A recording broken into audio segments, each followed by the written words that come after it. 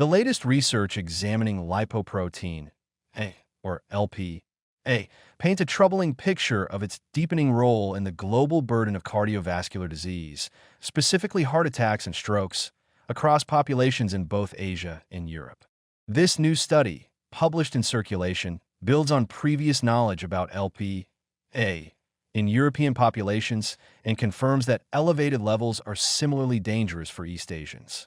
The data underscores that despite geographic and genetic differences, Lp(a) remains a potent and insidious contributor to vascular disease, and one that remains largely unaddressed in most clinical settings. Lp(a) is a cholesterol-carrying particle in the blood that, unlike traditional LDL or HDL, has a unique structure allowing it to be especially atherogenic. It promotes inflammation, clot formation, and plaque buildup, making it a critical but often overlooked threat. In this study, the China Kadoorie Biobank Collaborative Group evaluated more than 18,000 adults in China, identifying 29 genetic variants tied to Lp(a) levels. The findings were matched against UK Biobank data to explore the cross-ancestry implications, and what emerged is not only unsettling, it's a wake-up call. The research confirms that elevated Lp(a) significantly raises the risk of myocardial infarction and large artery ischemic stroke in both East Asian and European populations. Even more concerning is the strength of this association. A 100 mol/L reduction in genetically predicted Lp(a) levels conferred a threefold greater reduction in risk for heart attack than for ischemic stroke overall. The risk of large artery stroke, while also linked to Lp(a), was markedly less than the risk for heart attacks, and Lp(a) had no measurable effect on small vessel strokes or intracerebral hemorrhages. This is not just a case of slight increases in risk. It's a major contributor to the world's leading causes of death. Despite these sobering findings, Lp(a) remains undetected in routine health screenings. Most countries do not include it in standard lipid panels, and many physicians are unfamiliar with its implications or assume it's only relevant for European patients. That misconception is now proven wrong. This study demonstrates unequivocally that people of East Asian ancestry are not spared from Lp(a)-related cardiovascular risk. Even though a lower proportion of East Asians have elevated Lp(a) compared to Europeans, those who do are at equal risk for heart disease and stroke. That equal risk, combined with underdiagnosis, sets the stage for preventable deaths in populations that may falsely assume they are at lower risk. What makes this issue more pressing is that Lp(a) levels are almost entirely genetically determined. Lifestyle interventions such as diet and exercise, while important for overall heart health, have little to no effect on Lp(a). This means that individuals born with high levels may silently carry a lifelong risk, unknown to them until the first sign, a heart attack or stroke, strikes.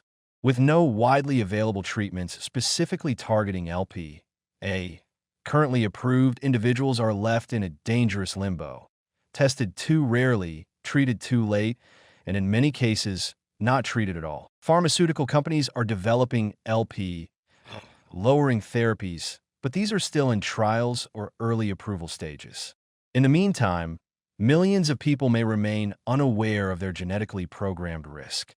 This delay in therapeutic availability only heightens the importance of identification and screening. Yet, most national health systems are years behind in integrating Lp(a) awareness into cardiovascular prevention programs.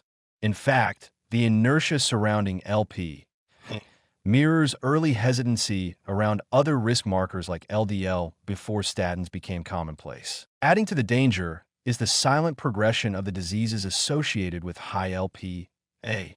Heart disease and stroke are not conditions that develop overnight. They build slowly, often without symptoms, until catastrophic failure occurs. For someone genetically predisposed to high Lp, this can mean a ticking time bomb from youth, unaddressed due to lack of testing or physician awareness.